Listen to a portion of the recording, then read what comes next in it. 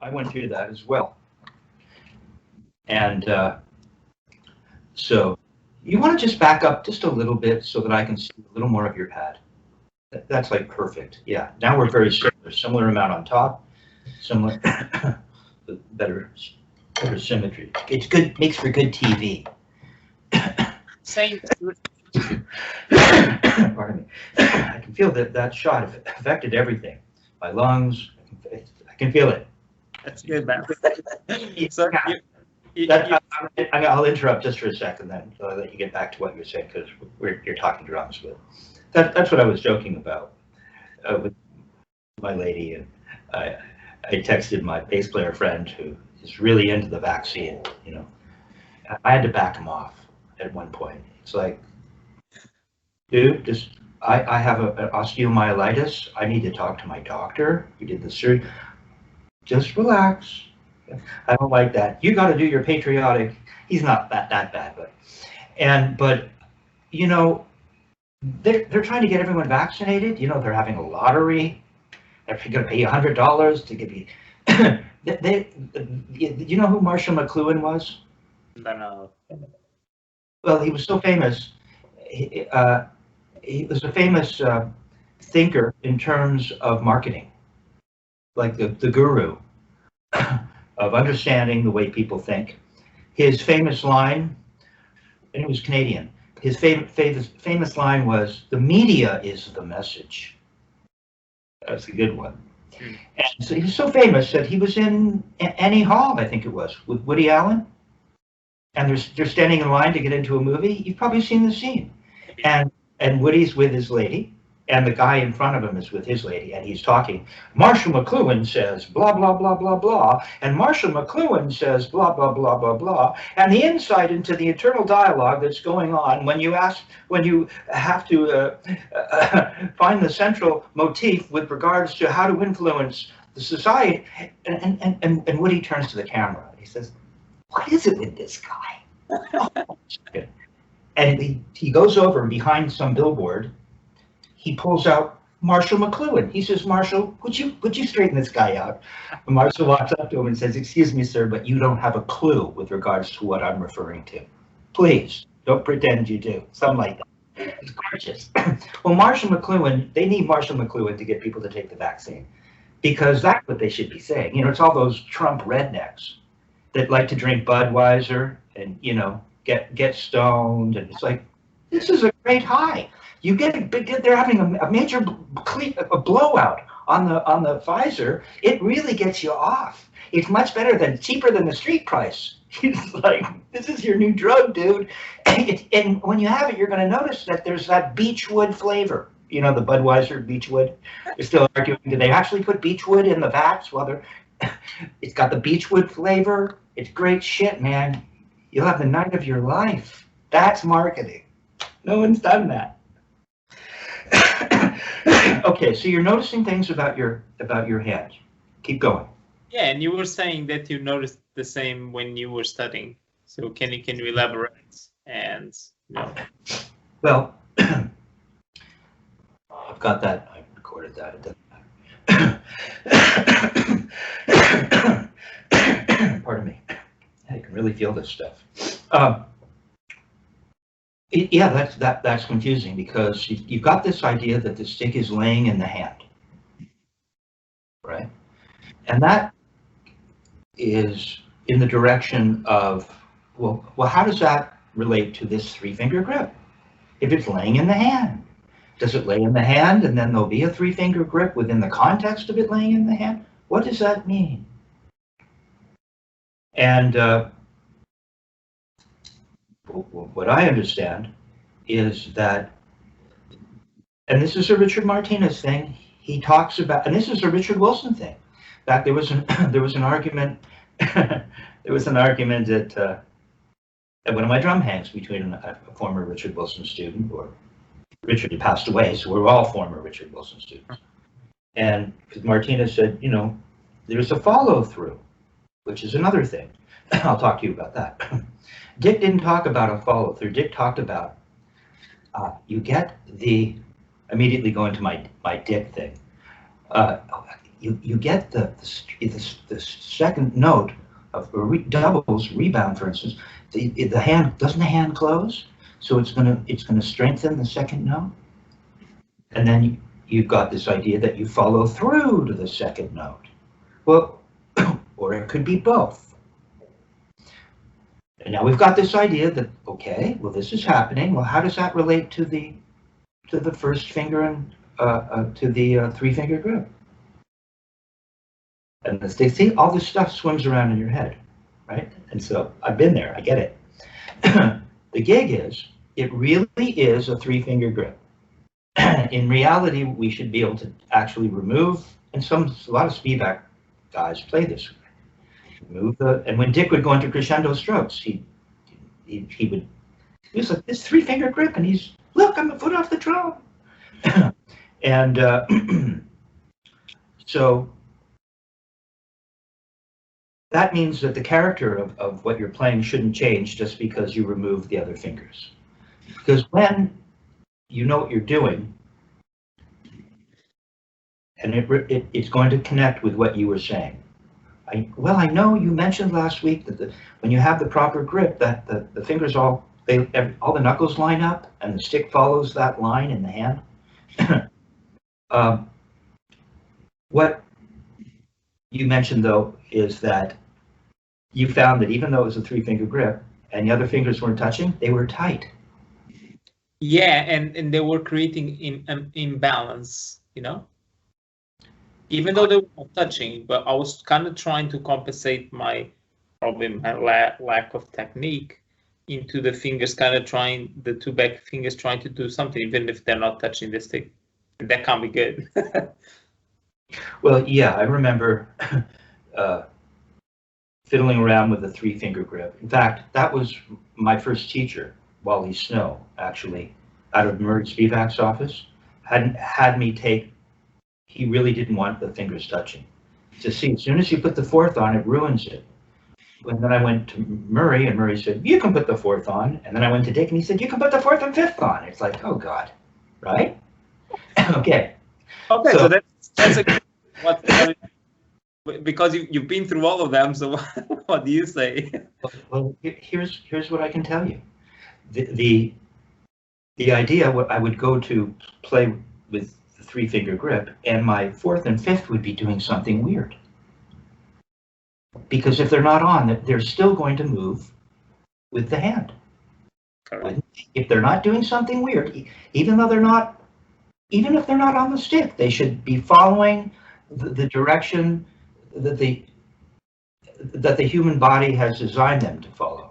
Just as you are doing right now, right? No stick, and you can see the fingers, right? And so, however, it's a three-finger grip, and the fourth and fifth can be alongside of the stick, but they can't get in the way. I'll show you what I mean. So we know that this is true. And by the way, it is so subtle that maybe you wouldn't even want to mention it. It's because I ended up making too big a deal of this. Now I've got this, and I ended up getting. I was exaggerating what is something that is almost unnoticeable. And so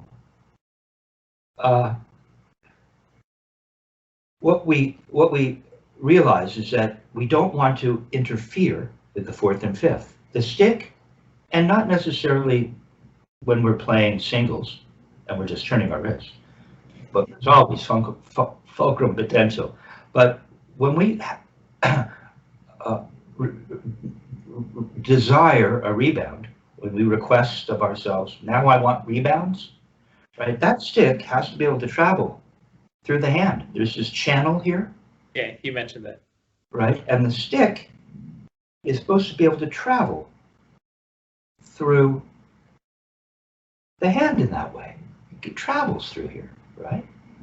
And if we clutch with the fourth and fifth, yeah, it's not going to travel, right? And travel. So they can touch, but they can't touch that way.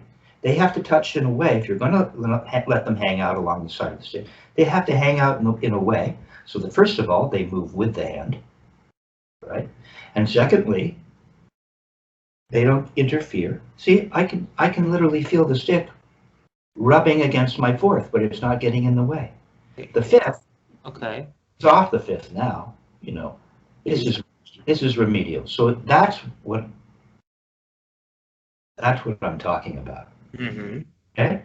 So the hand does move in a certain way. The fourth and fifth can hang out on the stick, but they can't interfere with the sticks rocking over the fulcrum, right? Which is why we have a three-finger grip, because Murray said, have you ever seen a teeter-totter with a wide fulcrum? And the answer is no. It's always a narrow fulcrum. It wouldn't make sense to have it'd be an inefficient teeter-totter. It'd be an inefficient first-class lever. Okay, so with that in mind, I'm going to start you somewhere else, but let's see. Well, why don't we just take a look? Why don't we, because we worked on the compound stroke number 2, and I want to keep you moving through the strokes, so let's spend a moment with that. And maybe there's something within the context of this that I can figure out for you, because this whole discussion was inspired by your starting to recognize, you know, really making an analysis of what is going on. Hopefully you're using mirrors. That left was doing something with the fourth and fifth, okay? Playing singles. It was the singles that inspired that comment from you, okay? So, and we don't have many singles in the compound stroke number 2. Also, what's neat, by the way, is I don't practice, and I'm practicing more this way now because I have a bunch of students, you know, and there were years where I really couldn't, if I had a loud gig back when I was 18, 19, I remember I'd play this way, right? Which always bugged me. It's like, why can't I play in a loud situation with traditional? Then I remember playing in a very loud situation with like a Latin, kind of like a Latin pop band. They had airplay. I was playing at big venues. There were horns, percussionists, and I ended up calling Dick on the phone on a break, on a payphone, right? Saying, my finger's hurting. That's because you're squeezing with the tip of your first, right? I just went through everything where I started to hurt myself. I actually ended up hurting myself studying in the beginning with the three-finger grip because I ended up playing a really loud gig, trying to keep the fourth and fifth off, not knowing what I was doing. So you don't want to hurt yourself, right? So I can empathize, right? That's the idea that the best therapist is the best patient. Okay, so let's take a look, because so that in a sense, I'm working on this in real time with you. I play almost exclusively traditional. I spent so much time on it, you know, fascinating to me. Maybe one day you'll end up getting bored and want to create. You want to enlarge your Rubik's cube. I don't know. My funny thing is that, so I started in an orchestra, so I just played traditional for a long time also, and then I fully switched to match script. So that's funny. So I started with this. That's why like singles with me like this, I can do it way faster than I could ever do it like this. See, look, this is the maximum go, and if it's like traditional, I can like rotate my wrist way better. Well, that's a really good rotation in traditional. That was my other thing in traditional. I tried to make the traditional like the right, and it is like the right when you go to make an upstroke. But when you're just turning for singles and doubles, yeah, it's just like it's a rotation like that. That's maybe really, just play now that gives me insight, because what happens with a lot of guys is they play traditional in the beginning, and then when they go to matched, they never turn their wrists. There's always some kind of twisty. They don't just turn their wrists. I think that might be my problem actually. Okay, so that could be the other. We'll slowly uncoil. We'll figure out what's going on with your left, because if your right can do it, your left can do it. There's nothing wrong with your nervous system. You just rotated in traditional really fast. Your body's working just fine. So there's these things, and singles are tricky. Singles can be, right? A double, in some sense, you can even fake a double, right? Because you don't have to turn as fast. Once you present yourself with the challenge of playing singles, there's no faking it. I know the drill. Okay. All right, so we have, I think you were doing this at what? 56. 56. Yeah. Oh, we didn't have you throwing.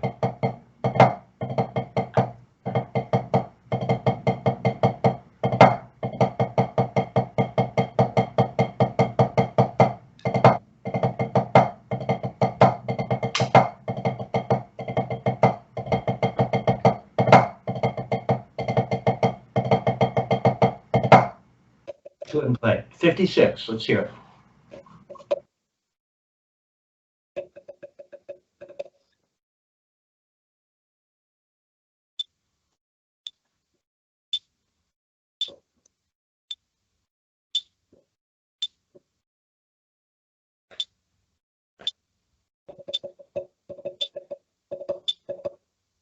Sorry.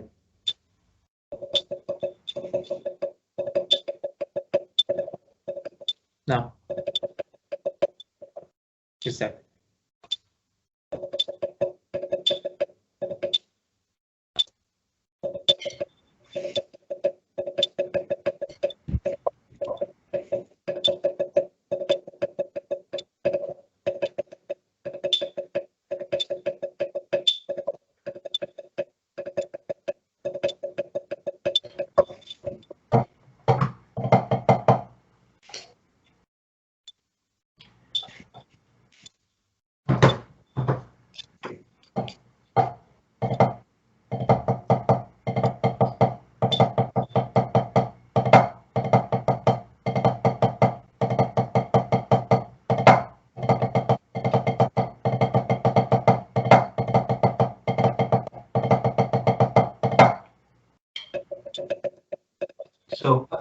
Okay. So here's what it is. First of all, let's because we're working on you learning how to turn your wrist. So let's explore more of a wrister. I mean, it's all a wrister, but let's get you turning a little higher, playing with a little bit more macho.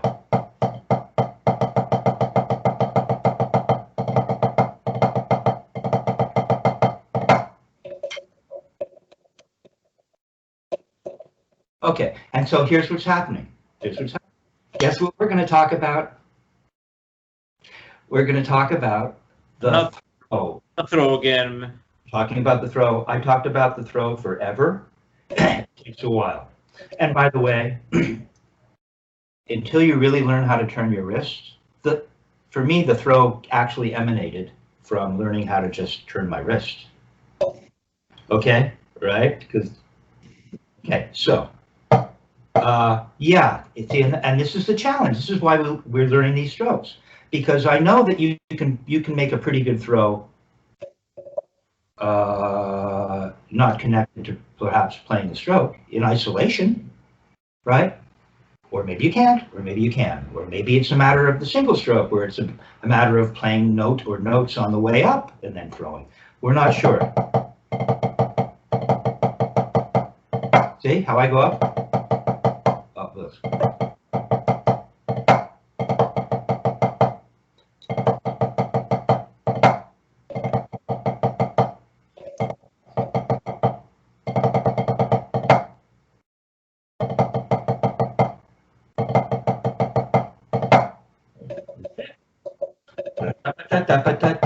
So there's my up, up, throw. And see, I get this, watch, I get this. I get this. I want to memorize what this feels like. Okay? I want you to look down and notice the contour of the wrist relative to the forearm, relative to the hand. Look at the contour. Right? It does. got that look of maybe it's not a Volkswagen Bug. It's a Carmendia. Not what they called it, Carmendia. You know that particular model. It's very famous. In other words, I thought maybe a car analogy would work, but you don't know about that car. So, but there is a shape to this, isn't there? Mhm. There's a shape. It doesn't look like this. It doesn't look like this. It looks like this. When you're really at the floor, this has a shape. Yeah. Okay. Turn your wrist and come back to that shape. Your grip, fourth and fifth are hanging out on the side. Does it have that shape? Look at. That's why you need mirrors. I'd have 3 mirrors if I were you. I really would. I often practice with 2 mirrors. I used to always practice with 3. Look at the shape. Okay, now can you make a throw and get back to that shape? Leading with your wrist. Ah, there. Now, can you make a note on the way up? You don't have to turn to the ceiling. You can just bend down. Don't rush it. Don't go yanking with your arm. It has this quality to it, where it just falls. Just remind yourself of what that feels like. Just come away from your leg over here with your right. Stay in your right for a moment. And come away from your leg so that you can just fall. Okay, see, it went up. It actually did. But we're only falling a tiny little bit. See, you're already on the way up. That's that idea, right? So we're just getting this note. See, we have a note, and then we have a note, and we're supposed to get back to the shape. Now remember, that first note is all one motion. We're trying to get the bottom of the bead. We're not trying to get the tip. It's this very natural motion. It's what you see Murray Spivak teaching Louis in the video. Right? He doesn't playing a single stroke. So we get this, and this is all in real time. But we could stop at the top for remedial purposes. We're just turning. You're so close to the, there you go. See, and now you're going to get back to that flat state. See, that's what you weren't doing when you were playing the stroke. Now, can you play the second half of the stroke? Starting with the left appoggiatura. See?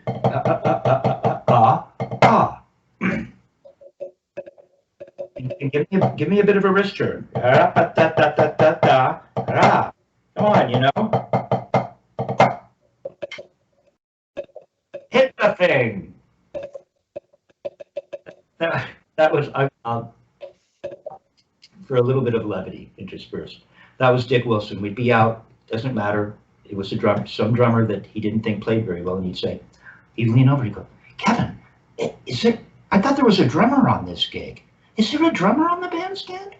Right? I don't hear. Right. Okay. So we want to make contact with the instrument. You know, if we're going to play pianissimo, we still want to make particular contact with the instrument.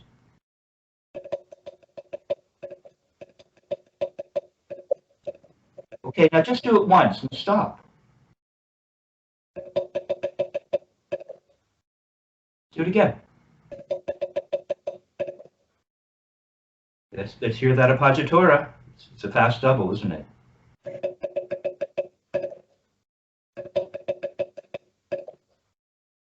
Give me an accent. Give me a throw. It's an accent. That doesn't mean that the other notes disappear.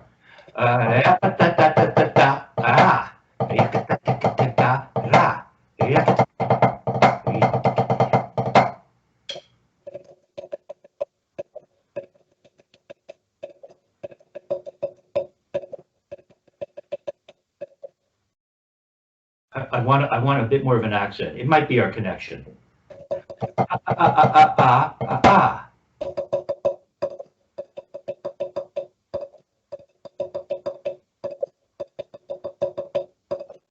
Just give me a throw with an accent. Come on, throw that damn thing down the well. And are you watching your position? What's the baby finger doing? Don't let it freak out. It's just hanging out. It doesn't need to do something weird. Okay, I think this might have a little bit to do with our connection. So that looks good. That looks good. Now, what if we were trying to, now I'm going to be creative with this.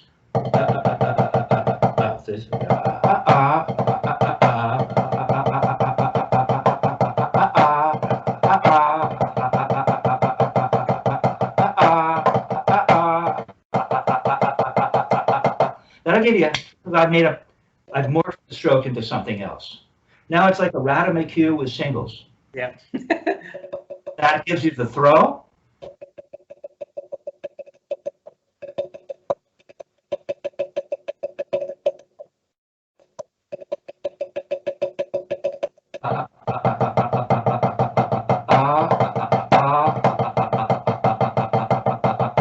Okay, so what's happening? Let's see. Let's see. Okay.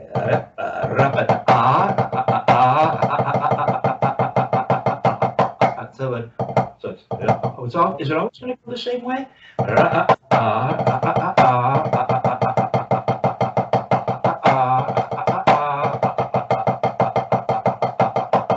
Okay, so it's going to go the same way. We'll actually have to, just like the compound stroke. It doesn't go both ways. It's the same. It goes one way or it goes the other way.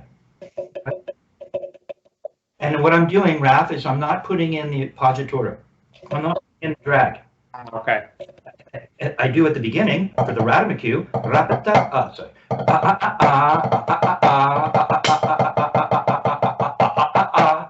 I just start over with the right. Right.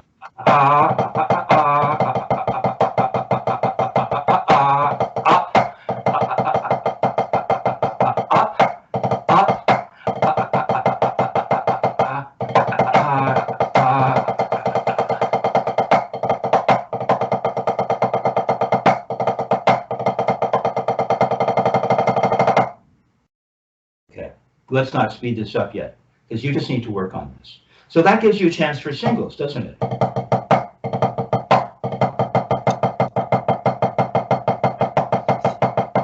ahead and play singles for me right there.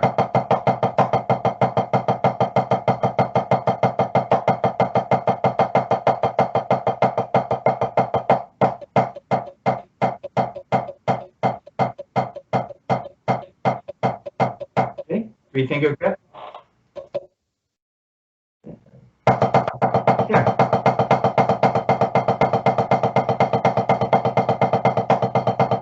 There, check it out.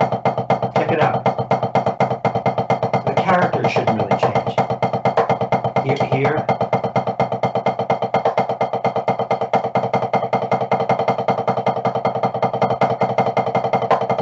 Okay, fingers off, fingers on the side. Off, side, off, side, off, side. See? The character didn't really change, did it?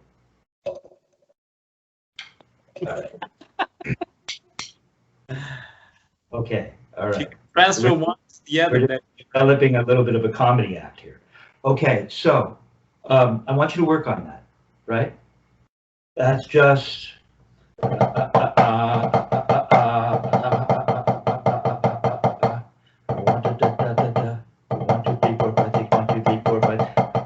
So it's really just a compound stroke modified, so that on the second bar, instead of playing the 2/8 notes, you're going to continue to play 16th note triplets, and then you're going to go the other way. That's the only modification.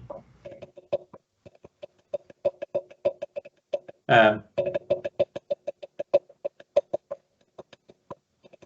you really want to do, though, see, if it's too fast, so are we still at about 56? 56 might be too fast. Let's slow it down just for fun. To give you a chance, because it's starting to happen again. Okay? Yes. It's not this. Let's see.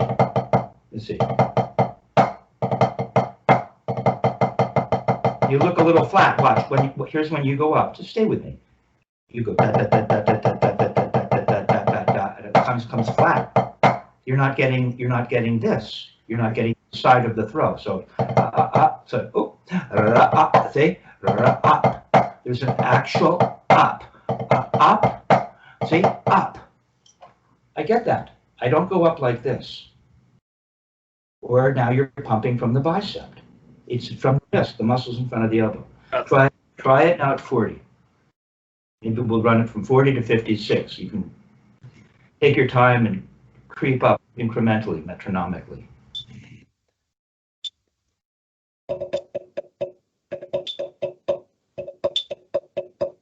Oh, sorry. Up. There you go. Come on, you got to see that break in the wrist. Now we want the hump. Now right? We're actually going up. It's going to look like something like that, right? There you go.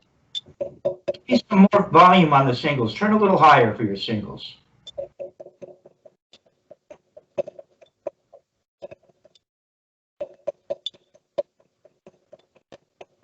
See, I think I part of what, here's the other thing that I went through. See, when you're turning,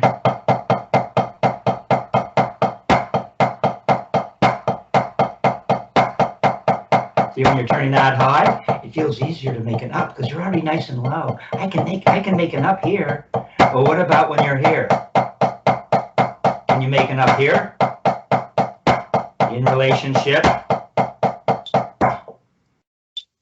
Good. Just play some singles real high. And notice it's different. Make a throw with an up. You're getting lower and lower and lower. You're getting lower, see? Okay, so that's another exercise I'm going to give you. In fact, maybe what I'll do is I'll give you the Spivak exercise. Upstroke and downstroke, which is normally, right? And maybe we'll work on it like that. See, but this...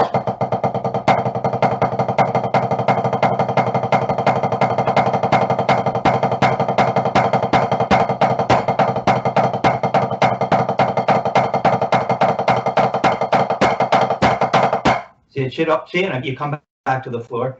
So what we'll do is I'll give you the Spivak up and down stroke exercise, and you can play it forte with throws. Now, you know, this idea where we're just dropping the stick from parallel, yeah, that's what's hanging you up, I think. That's why you want to play so low.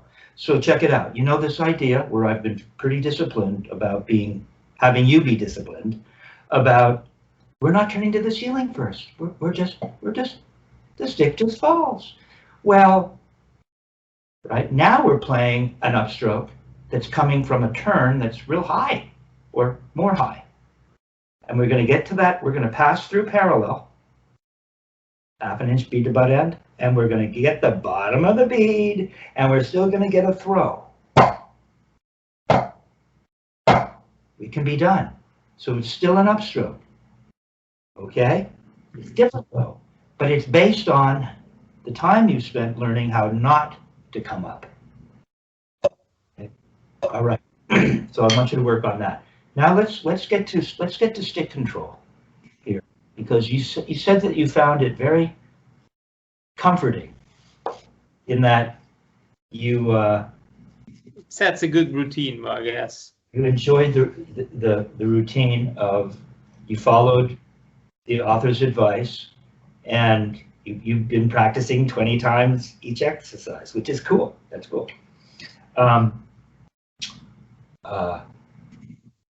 And now we're continuing in singles land.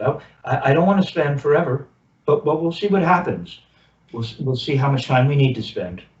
But I'd like to perhaps move through at least the first half of this first page, just so I can get a quick look at what's going on, okay? So, metronome on at 72. Let's say in the 72 range right now. I've done 80. Okay, I had a feeling, right? I know. 80 years. But put it at 72 right now. I want to give you the opportunity to really be able to focus on this. Mm-hmm. Okay. All right.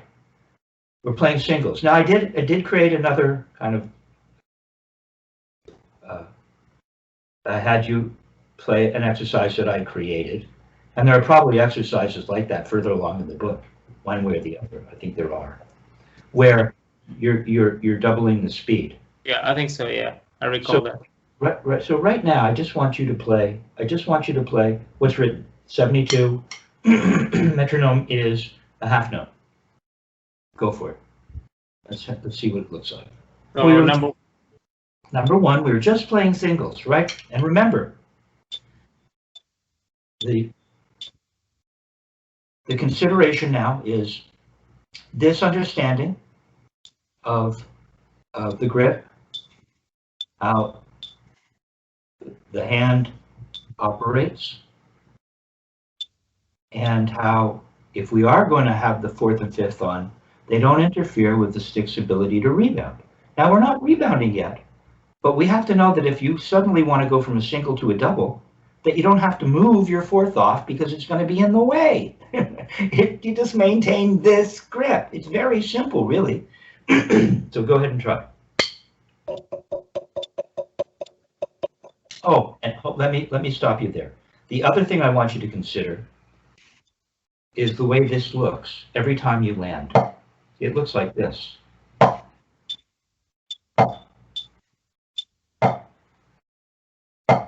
Right? Nice and flat. See how flat it is?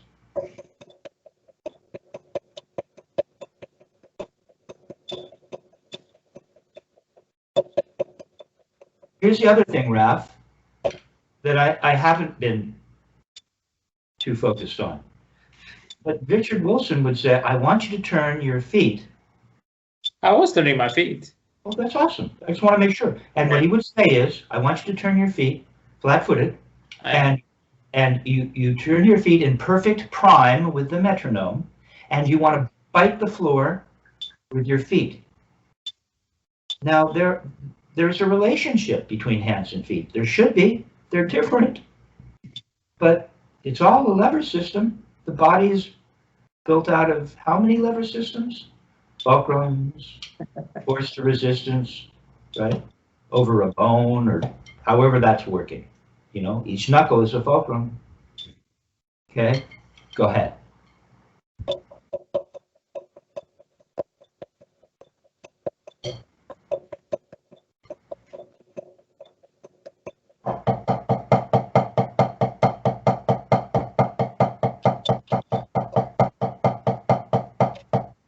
Raf, play half that speed.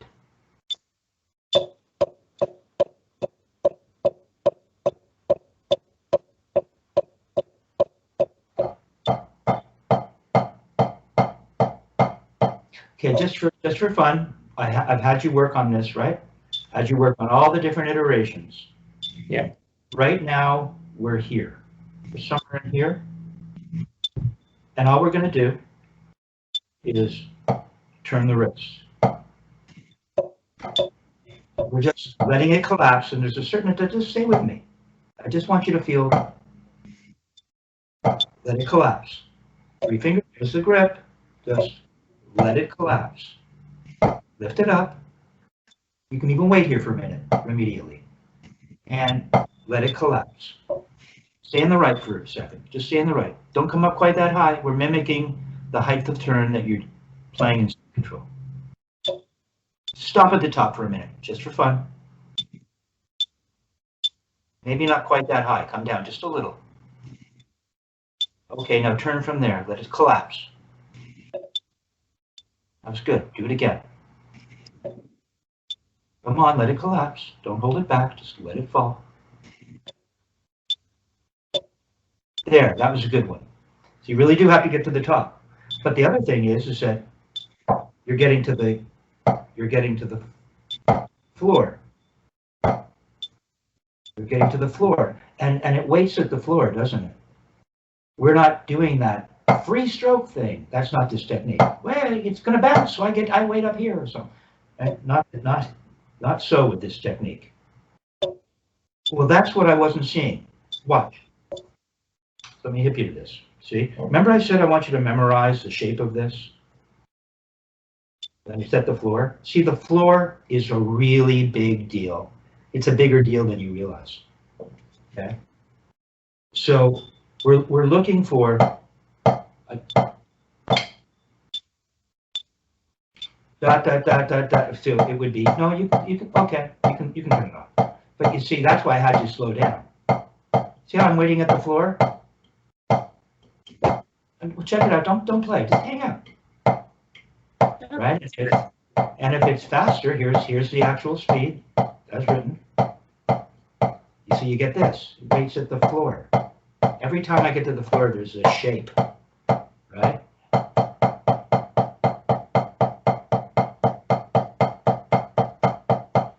Okay. Now here's what I saw you doing. It felt more like this. It seemed like the stick never. Mine's waiting at the floor. It's not that fast. Look, waiting. Now I know I did have you wait up here. That'll help you get it. If you really feel it collapse, so it can wait. But once it gets going, I spend my time, I lift it up, and it collapses, and I spend my time waiting here. I'm still doing that. You might not be able to tell, but I'm really waiting there.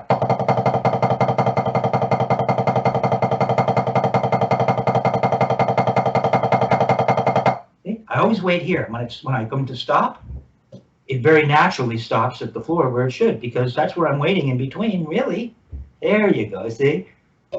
And I think that's why your doubles, remember your singles, excuse me, and the compound stroke number 2, I thought they didn't have enough. There wasn't enough.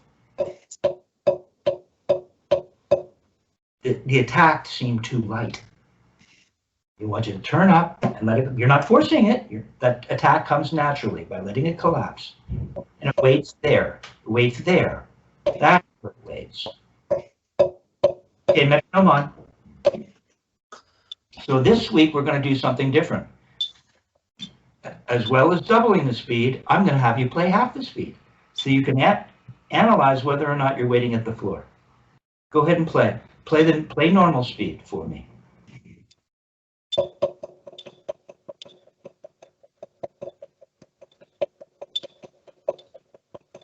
Okay, play half that speed.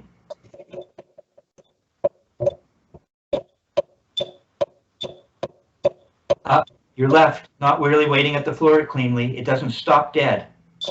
It's stopping a little high. There. Where's the left waiting? Okay, play half that speed. Come on, that's where the left, don't lift it up after. Okay, show me the floor on the left. Decide. Look at the shape of your hand. It always stops there. That's there. That's not what, you're not doing that consistently. You might think that, well, what will that really matter? It's everything.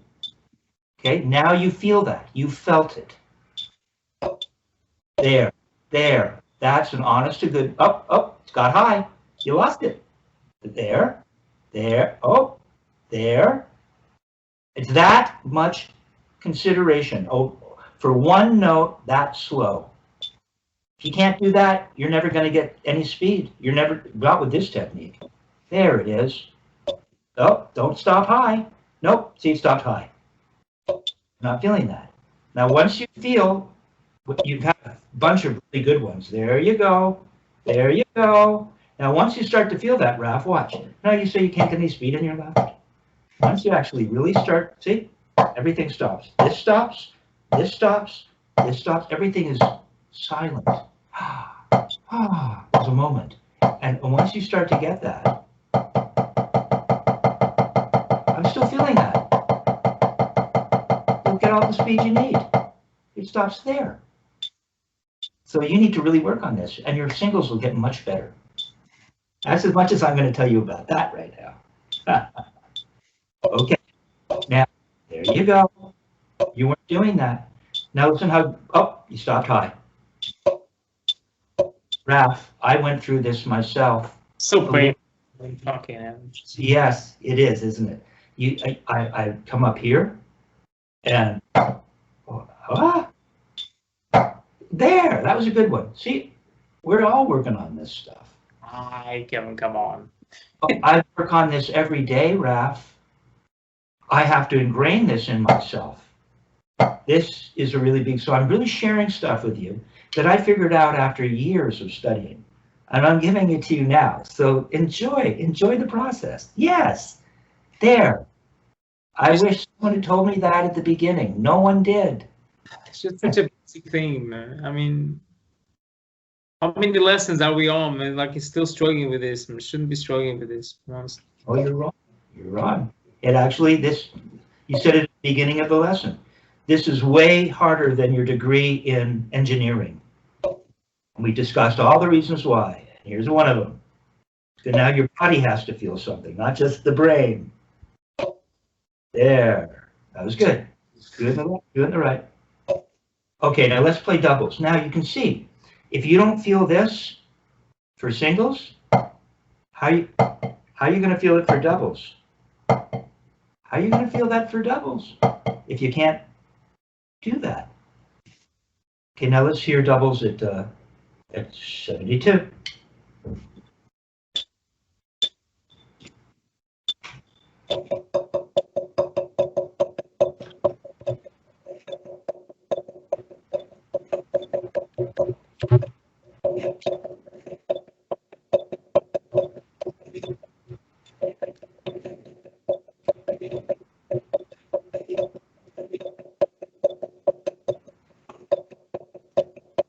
Good. Hey, Raph. Look, it's working. Look. See? That work you just did on your singles, I can see it in your doubles. We don't even need to really work on your doubles right now. At this speed, they're fine. Now, let's see how all of this plays out when we come to the paradiddle. Show me the paradiddle.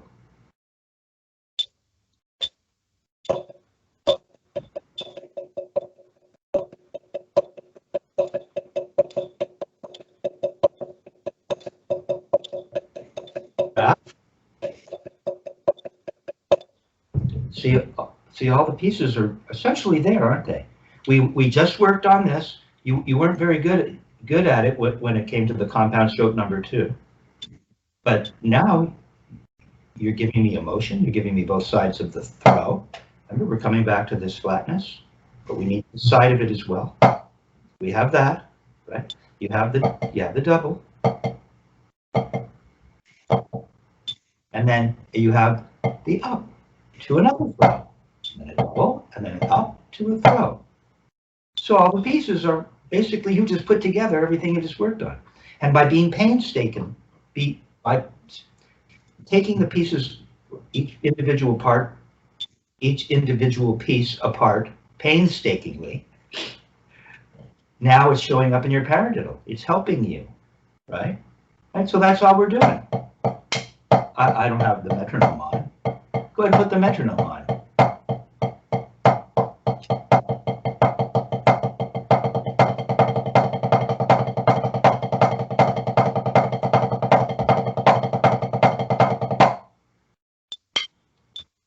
Good.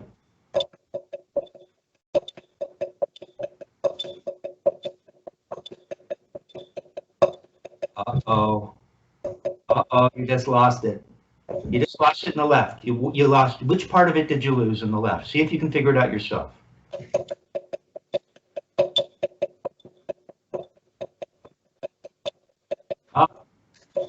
Okay, it came back. Now, whether you know what happened or not, I'm not sure. But you started turning your wrist twice in the left. Let's see if I can. That's only that was. Well, we can play it on the wrist, or we can play it.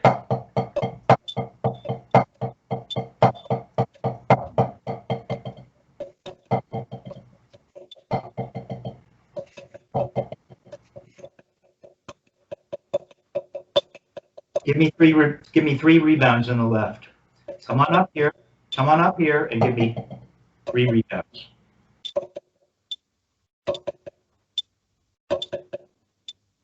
Give me 2. Just give me 2. Okay, notice you're nice and flat. When you were playing, not only were you turning your wrist twice in the left, but I think there was some of this happening. You would go, let's see, I'll see if I can duplicating both hands really. So you go and you started to almost lift right there. And then because you were kind of lifting, you had to turn twice instead of. But when you play a double properly, you return to this flat position. You don't up. So when you fixed it, you came back to playing flat. A rebound that feels like it always comes to the floor, like that. Yeah. So go and play your paradiddle and think about staying flat for the double. Then you come up for the wrist for the single stroke.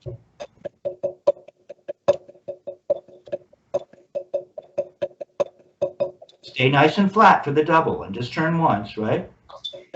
And now give me more of an up. Give me an up. Well, the up part. Don't be afraid. Stay flat for the double. Stay flat for the double, and then come up. Up, up, up, up. Give me a bigger throw. I know it's only a dot, but just for study purposes, give me a bigger throw so I really see that up and the other side of it.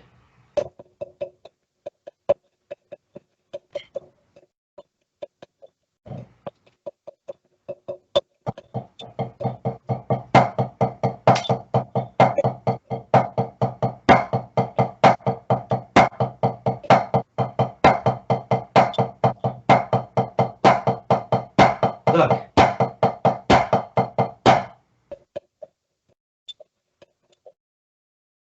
It's hard for you to do, isn't it? Maybe that would be a good exercise this week. So we're going to modify stick control and get you to raise. Dick Wilson scream, raise, throw, come, turn your wrist. He'd be screaming at, yes, look, come on, up, come up. Come on, you get to here. And then you're going to cock your wrist. And everything collapses and we end up back at this flat point. Come on, let that whole thing really turn to the ceiling and let the whole thing collapse. See what a big note I get?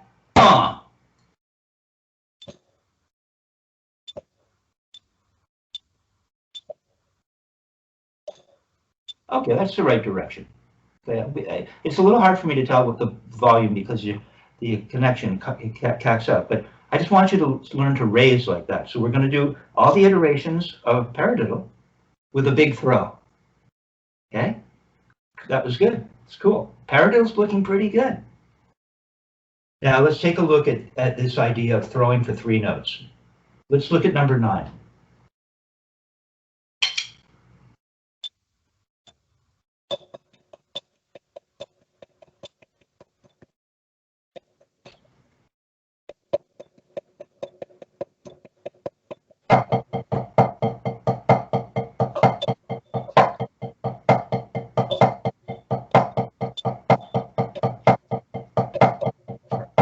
Look, Raph. Look how flat I am. That same flat idea. It's like this. Look, I'm at the floor. That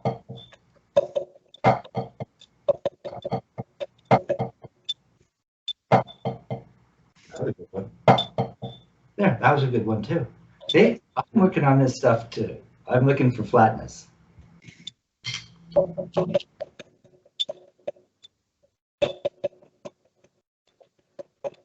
You can do this for me. I want you to go da da da da da da da da da da da and stop. No. What? I know. I told you I'm looking for the flatness. Watch. It's not supposed to go.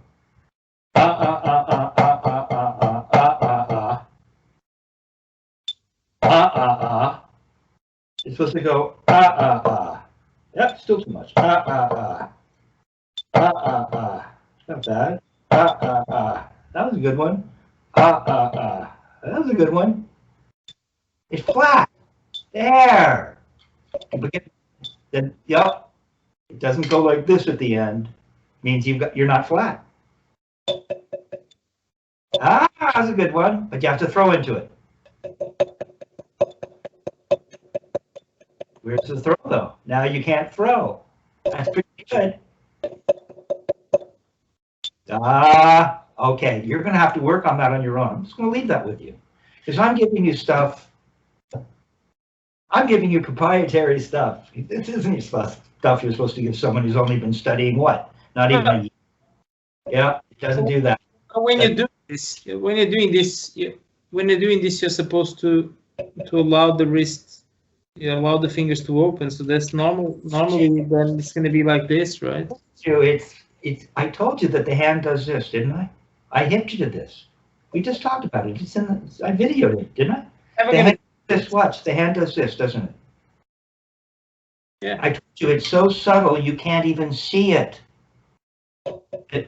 No one in the audience would know. No, that's not it. That's like the push-pull thing. That's this thing. So watch. I'll show you how to work on it. I'm sharing it with you. It's highly advanced, and yet it's so simple, right? Just do this. Come here in this position. No stick in hand. No stick. There. See the. Remember, I'm leading you to this. See how flat that looks. Notice the position. It has that position. Okay. Now we're not. Don't open your hand. Just turn your wrist a tiny bit. Come back. There. That's all it is. I can't get rebounds like that. Yeah, you can, because you have a narrow fulcrum. You think you've talked yourself into believing that you need to do more than you need to do. It's not bad. It's pretty good. Look how it's nice and reboundy. Yeah, there you go.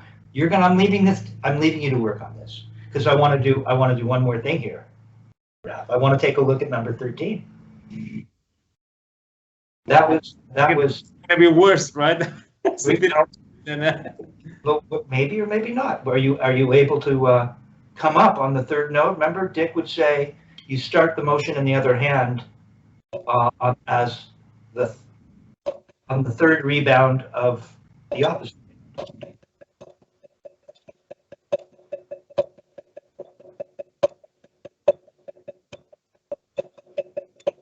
Okay, when you watch this back, Raph, your left is better than your right.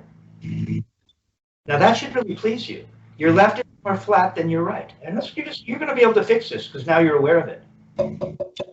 Your other left doesn't need to form a hump. Your left is really good. That's what Murray would say. He said often, people that are right-handed, their so-called weak hand comes along faster. Okay. Right? And all this stuff, it starts to show up.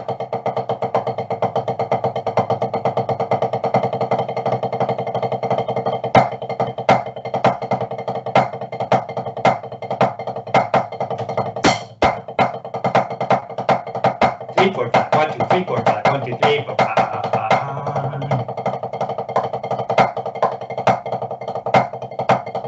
Let's try to stay nice and flat.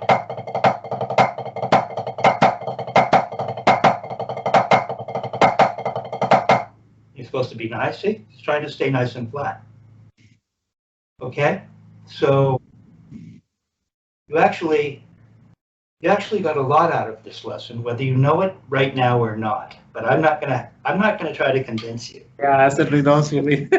I'm gonna let you spend some time on your own, and you'll start to, because you're becoming more and more analytical, so that you come to each lesson, you go, you know what I noticed, and you often have good insight, and then that's our jumping off point. Okay, so today our jumping off point was your singles. And this position. And what does this position represent?